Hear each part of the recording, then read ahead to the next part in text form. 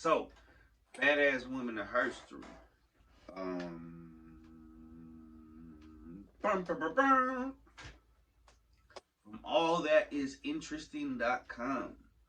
The story of Ching, Shih, prostitute turned Lord of the Pirates, by Chrissy Howard, edited by John Kurowski, published November 28, 2016, updated December 17th, 2018. How one 18th century concubine became the terror of South China. In a rags to riches story for the ages, prostitute turned pirate lord Ching Shih remains one of the most feared and successful pirates in history.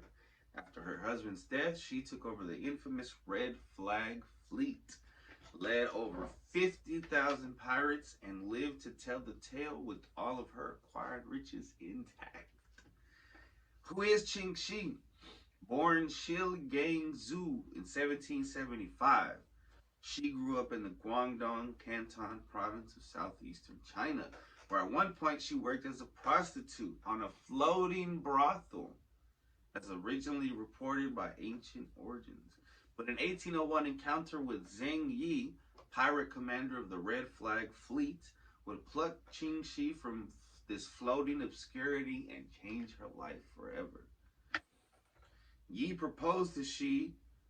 However, the nature of the event itself remains a source of speculation. Some say Yi ordered a raid on the bordello and captured his concubine, while others retain Yi simply asked Shih to marry him.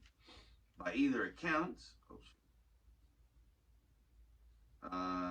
Shih said yes to Yi's proposal, but only after Yi assured that he would meet certain conditions. Conditions which include an equal partnership in fleet leadership, as well as 50% of the admiral's share of anything obtained. Yi agreed, stayed true to his word, and the pair would go on to run the ever-growing fleet of pirate ships together. The Red Flag Fleet grows.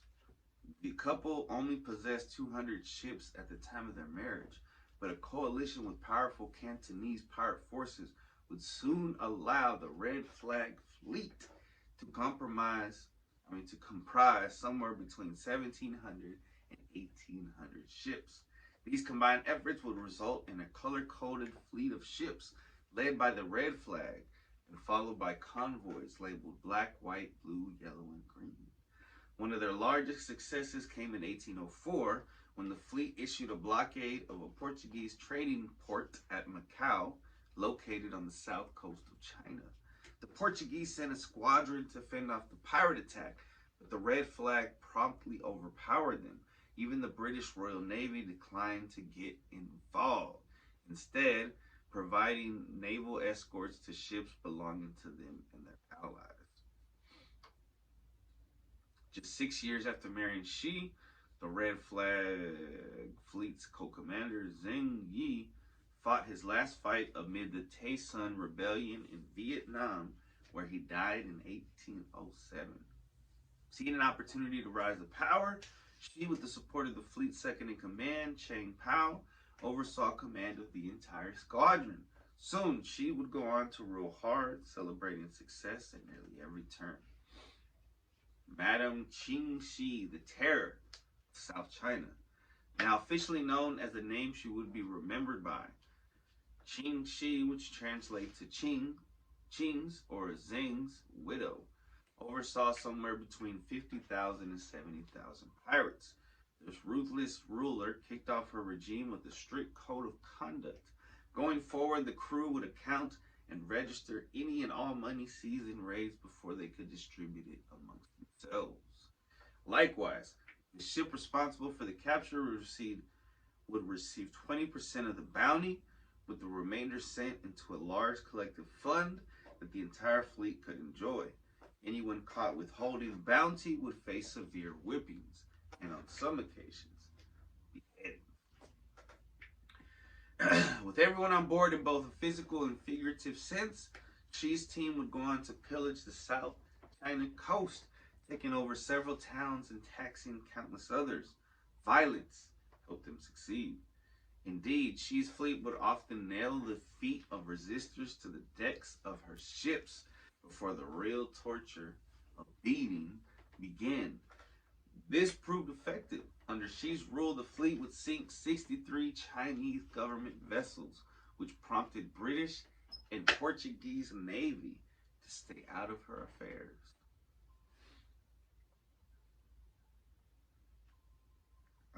Beyond these maritime successes, she is perhaps most known for the strict and admittedly strange rules she imposed on the ship's female prisoners.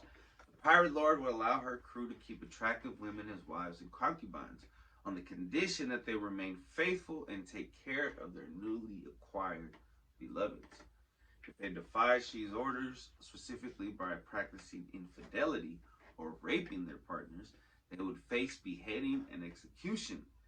As for the ugly women, Ching Shi would have them released, no harm done. She demanded a pirate loyalty, not just to their wives, but to the fleet writ large. If a pirate abandoned the fleet, her crew would seek him out. If captured, cut his ears off.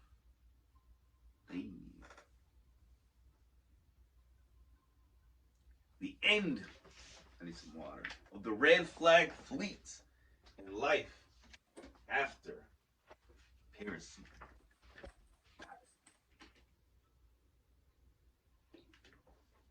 3 years after assuming rule over the Red Flag Fleet, the King Qing, Emperor saw no way to defeat Shi and her army of pirates. Thus, he struck a deal with anyone willing to return to the mainland. Unlike fellow pirates Anne Bonny and Mary Read, whose captures resulted in a death sentence, Shi received amnesty and could return to civilian life without ceding any of her wealth. She would go on to marry a former underling, Pao.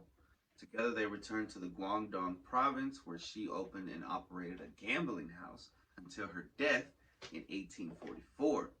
Today her legacy lives on in Disney's Pirates of the Caribbean franchise as Mistress Ching, one of the 9 pirate lords. Interesting.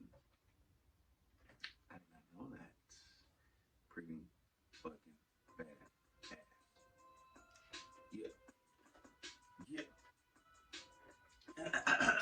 Let me clear my throat. Let me drink some water before I choke.